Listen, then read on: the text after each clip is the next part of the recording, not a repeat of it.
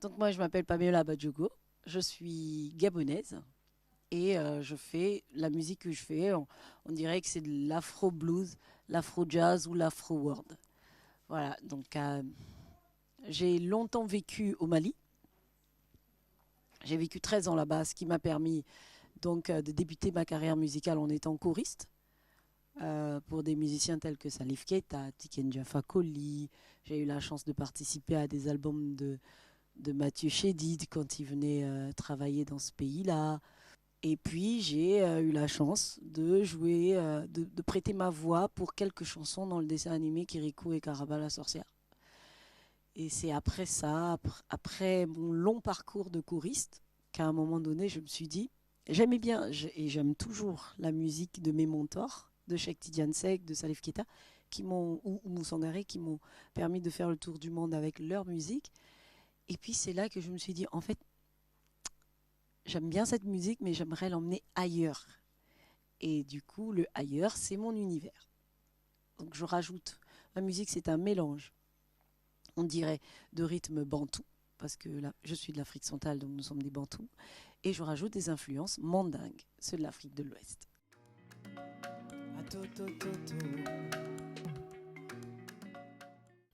Donc sans aucune gêne et sans aucune... Enfin, il n'y a aucune partie de mon être qui n'est pas féministe. Donc je suis une féministe et je, principalement, je m'insurge contre effectivement les violences faites aux femmes, à la petite fille, et je ressens le besoin d'aider ou de sensibiliser sur le fait que la jeune fille doit aller à l'école. J'ai vu pas mal de petites filles qui malheureusement étaient réduites à faire le ménage ou à être dans les cuisines alors qu'elles avaient des rêves, qu'elles avaient des potentiels, qu'elles avaient des idées, elles voulaient faire autre chose. Quand on discute avec ces petites filles, moi j'ai eu la chance de faire de bonnes études, mon papa il m'a envoyé dans les meilleures écoles et après il m'a dit de faire ce que je voulais de ma vie. Ces petites filles-là n'ont pas cette chance-là. En discutant avec ces petites filles, quand tu leur demandes mais pourquoi Adja, pourquoi est-ce que tu restes à la cuisine, elle va te répondre mais mes parents ne voudront jamais que j'aspire à être astronaute par exemple. Ça c'est une des premières raisons qui m'a poussée à m'engager dans cette direction. Et la deuxième, c'est qu'effectivement, les violences faites aux femmes sont énormes. Je parle même pas de l'excision, je parle même pas, enfin, je parle sans toucher même l'excision, on parle juste des femmes qui reçoivent ou qui prennent des coups dans leur couple et qui ne disent rien. C'est énorme. Si en France, on arrive à le chiffrer clairement, en Afrique, et non, ce n'est pas toujours le cas. Et donc, il est important qu'on sensibilise et que d'une manière ou d'une autre, on montre que si 50 ans ou 100 ans en arrière, ce n'était pas un problème, aujourd'hui, ça l'est. Aujourd'hui, une femme a le droit de choisir d'aller... elle a le droit de choisir ce qu'elle fera de sa vie sans forcément qu'un homme soit à la direction. Nous, on en est encore au stade où elle veut aller en boîte de nuit, et ben c'est son frère, son cousin qui l'accompagne. Sinon, toute seule, elle y a pas droit. Ça a l'air d'être rien, mais c'est très oppressant. Donc il y a encore ce grand manque de liberté et donc pour moi c'est le combat de ce 21e siècle. Il ne faut pas qu'on passe ce 21e siècle sans avoir réglé cette question-là en Afrique.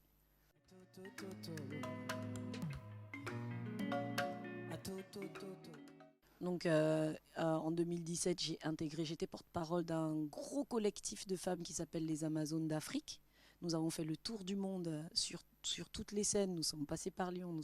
Nous avons fait le tour du monde, en tout cas, avec des femmes d'âge différents pour dire non aux violences faites aux femmes. Avec Angélique Kidjo aussi, avec notamment. Angélique Kidjo, avec Ina Moudja, qui d'ailleurs a eu le courage de présenter son excision aujourd'hui. Ces femmes sont des modèles pour nous. C'était un collectif transgénérationnel qui réunissait énormément de femmes, qui continue. Parce que chaque année, c'est une nouvelle saison et on change d'artiste. Donc ça continue, le travail continue et j'en suis contente. Ensuite, nous avons fait une chanson avec ce collectif. Et les bénéfices de cette chanson, nous l'avons envoyé à Dr Mukwege. C'est un homme qui répare les femmes. C'est un docteur qui répare les femmes au Nord Kivu, des femmes qui ont été victimes d'abus sexuels. Voilà. Donc il y a ça. Ensuite, je suis porte-parole d'un collectif qui s'appelle les Féministes. Nous vendons du merchandising et les bénéfices de ce merchandising, nous l'utilisons pour aider des femmes qui souhaitent porter plainte à leurs agresseurs. Et à côté de ça, je suis marraine d'une école, Karama. C'est une école d'enfants bozos. Les bozos, c'est un peuple un peu damné au Mali qui vivent au bord de l'eau et qui font de la pêche. Nous récoltons des fonds pour envoyer ces petites filles-là à l'école. Et à côté de ça, dans mon album qui sort le 26 février, je dédie je dirais 75% de mes chansons à ce combat-là.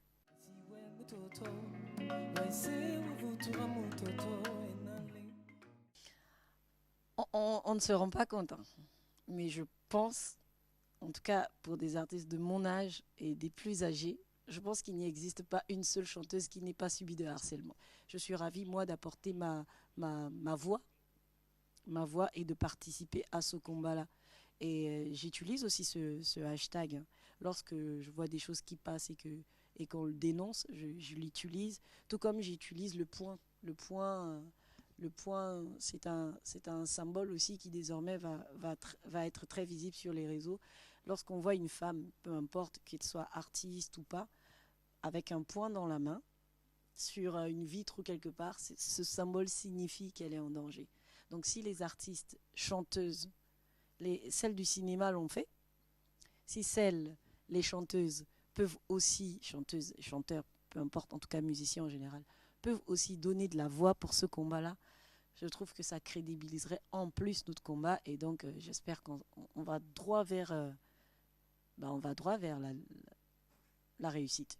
D'ailleurs là, j'ai vu qu'en ce moment dans les médias, j'ai été très, très touchée de savoir que désormais, même le regard sur l'inceste va changer d'un point de vue administratif. Et ça, pour moi, ce sont des petites victoires. Toutes ces petites victoires, les unes agglomérées aux autres, feront qu'un jour, peut-être même très vite, on aura gain des causes. L'égalité des sexes sera établie dans tous les domaines.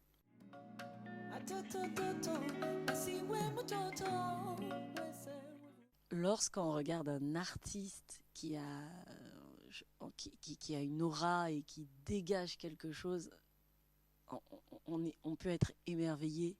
Moi, je me souviens d'être dans un concert où je vois Didi Bridgewater qui chante et je vois tout le monde a de la lumière dans les yeux. En ce sens-là, si un artiste peut utiliser cette belle aura, ce charisme pour diffuser un message positif, il a tout gagné. L'artiste a la chance, il a la chance de ne pas toujours respecter tous les codes de pudeur ou même les codes de l'éducation qu'on nous impose.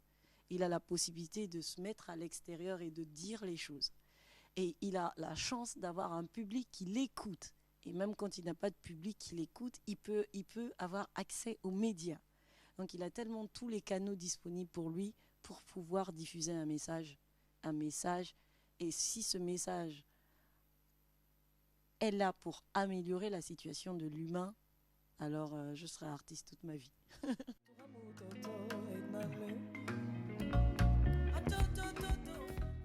Je remercie tout d'abord le sucre qui, en cette période compliquée, a accepté de nous recevoir ici, malgré qu'on n'avait même pas réussi à avoir les financements pour pouvoir mener à bien cette résidence. Le sucre a cru en nous et s'est dit, on va les prendre. On va prendre ces jeunes-là, ils ont quelque chose à dire. Donc, je commence déjà par les remercier.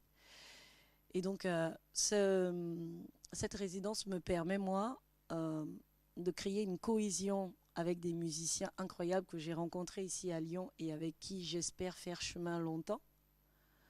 Et cette résidence nous permet, eux, pas que lui, leur permettre d'essayer de comprendre ce qui peut être dans ma tête et que j'essaie de faire sortir sans forcément utiliser le langage musical.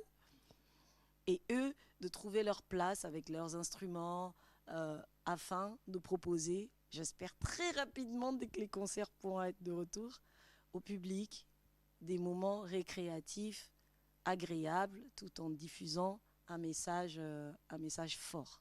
Voilà, donc cette semaine nous a permis vraiment de poser les bases.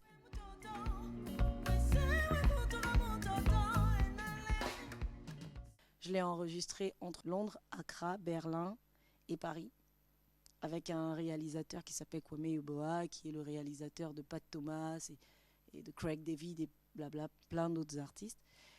Et du coup, il faudrait que ces musiciens que j'ai rencontrés ici, que j'appelle frères tout le temps, parce que franchement, c'est une belle amitié qu'on est en train de créer, et ben, il faudrait qu'ils arrivent à récupérer tout ce que Kwame a mis dans cet album, et en plus qu'ils puissent aussi se l'approprier pour qu'on puisse proposer quelque chose, en tout cas de récréatif, de dansant, d'agréable au public.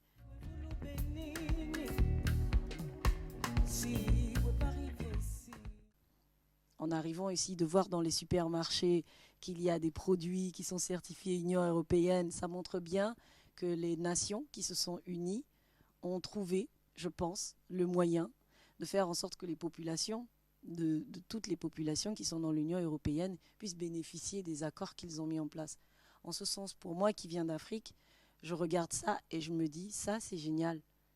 J'espère que l'Union africaine un jour réussira à être aussi forte pour qu'on puisse, nous aussi en Afrique, créer une Union africaine forte qui fasse que les pays se reconnaissent dans les valeurs qu'elle défendra.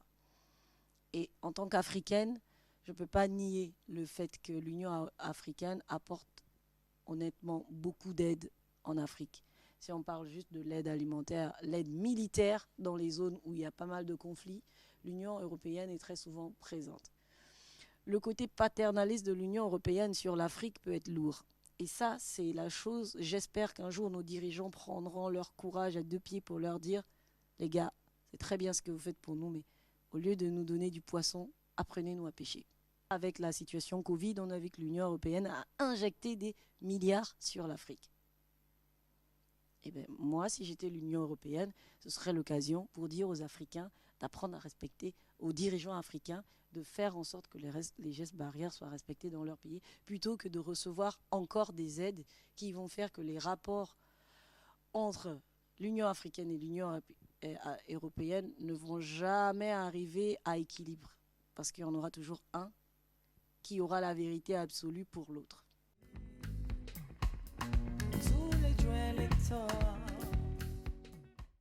Premièrement, j'espère que les violences faites aux femmes, je ne dirais pas disparaissent, en tout cas j'espère qu'elles disparaissent, mais ce serait quand même utopique de rêver qu'elles disparaissent à 100%. Mais si on arrive déjà à un équilibre où une femme africaine victime de violences puisse porter plainte et avoir gain de cause, je pense que si je vois ça pendant que je suis vivante, j'aurais tout gagné. Secondo, j'espère dans l'immédiat qu'on apprendra à vivre avec Covid afin que les artistes puissent retrouver un peu de dignité. Parce que c'est très difficile pour nous et heureusement que tout le monde le sait, c'est difficile pour les étudiants, c'est difficile pour tout le monde. Mais moi, je prêche pour ma paroisse, je prêche pour la paroisse des artistes. Cette situation sanitaire est difficile. Donc j'espère qu'on apprendra à vivre avec cette situation. Et enfin, j'espère que très rapidement, en tout cas dans mon pays, le Gabon, on ait une présidente. Voilà. D'avoir une présidente là, ça ferait un bon coup positif au moral. Et puis j'espère que ma musique sera découverte par un très grand nombre de personnes. Voilà.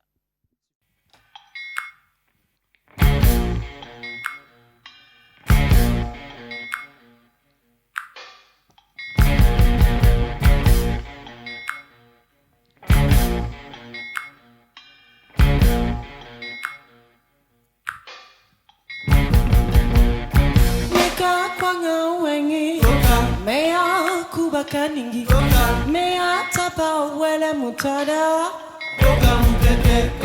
Meka kwanga wengi Mea kwa kubakumba Mea taba tina mutada